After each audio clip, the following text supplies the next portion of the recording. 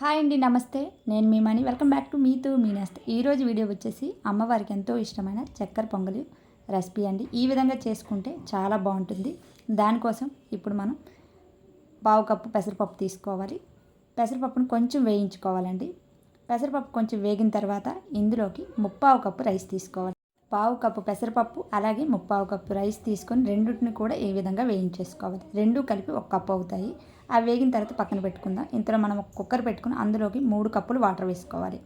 3 కప్పులు వాటర్ వేసుకున్నాక ఈ రైసు పప్పును కడిగేసి వాటిని కూడా ఇందులో వేసేసుకోవాలి.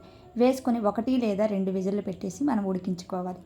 అప్పుడు చక్కగా రెండు కూడా ఉడికిపోతాయి. ఇప్పుడు ఒకసారి మనం చూద్దాం. రైసు పప్పు రెండు కూడా ఉడికిపోయాయండి. ఇప్పుడు ఇందులోకి మనం ఒకసారి మిక్స్ చేసుకున్నాక బెల్లంని యాడ్ చేసుకోవాలి. నేను 1 కప్పు బెల్లం తీసుకొని కరిగించేసుకున్నానండి. ముప్పావు కప్పు బెల్లం వస్తుంది. మనం ముప్పావు కప్పు బెల్లాన్ని ఇందులో యాడ్ చేసుకోవాలి. మనకి ఎంత స్వీట్నెస్ కావాలో దాన్ని బట్టి మనం ఇలా యాడ్ చేసుకోవాలి. మనం 1 కప్పు బెల్లం తీసుకొని పావు కప్పు వాటర్ వేసి కరిగించుకోవాలండి. నలతలు ఉంటాయి కాబట్టి నేను బెల్లాన్ని కరిగించుకున్నాను. ఇందులోకి చిటికెడు సాల్ట్ అలాగే నేను గ్రైండ్ చేసుకున్న యాలకుల పౌడర్ని ఇందులో 1 స్పూన్ వేసుకున్నాను. షుగర్ వేసి గ్రైండ్ చేసుకున్నానండి. ఆ పౌడర్ని 1 స్పూన్ వేసుకున్నాను. ఇందులోకి మనం ఇంకేమీ యాడ్ చేయక్కర్లేదండి. ఇలా బాగా మిక్స్ చేసుకున్నాక మనం కొన్ని జీడిపప్పులు కిస్మిస్ని నేతిలో వేయించి వేసుకోవడమే.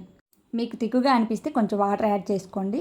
ఈ కొలతలతో చేసుకుంటే మనకు వాటర్ అనేది అవసరం పడదండి. బెల్లం సిరప్ వేసుకున్నాం కాబట్టి కరెక్ట్గా సరిపోతుంది అనమాట. మీకు అవసరమైతే వేసుకోండి.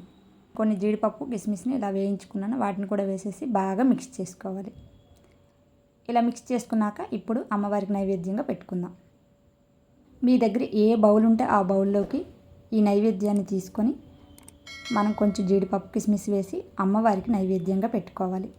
ఈ విధంగా నేను అమ్మవారికి చక్కెర పొంగల్ నైవేద్యంగా పెట్టుకొని అమ్మవారి రూపుంటే కుంకుమ అర్చన చేసుకున్నానండి. కొన్ని పళ్ళు రకాలు కూడా పెట్టేసి లాస్ట్ శుక్రవారం రోజు ఈ విధంగా నేను పూజ అనేది చేసుకున్నాను. అమ్మవారి అష్టోత్తరాలు చదువుకుంటూ కుంకుమ అర్చన అనేది చేసుకున్నాను. ఈ స్వీట్ పొంగల్ రెసిపీ అనేది ఈ విధంగా చేసుకుంటే టేస్ట్ చాలా చాలా బాగుంటుంది. ఒకసారి మీరు కూడా ట్రై చేసి అమ్మవారికి నైవేద్యంగా పెట్టుకోండి. ఈ వీడియో మీకు నచ్చితే లైక్ చేయండి, షేర్ చేయండి, సబ్స్క్రైబ్ చేసుకోండి. మరొక మంచి వీడియోతో మళ్ళీ కలుస్తా. Thank you for watching friends.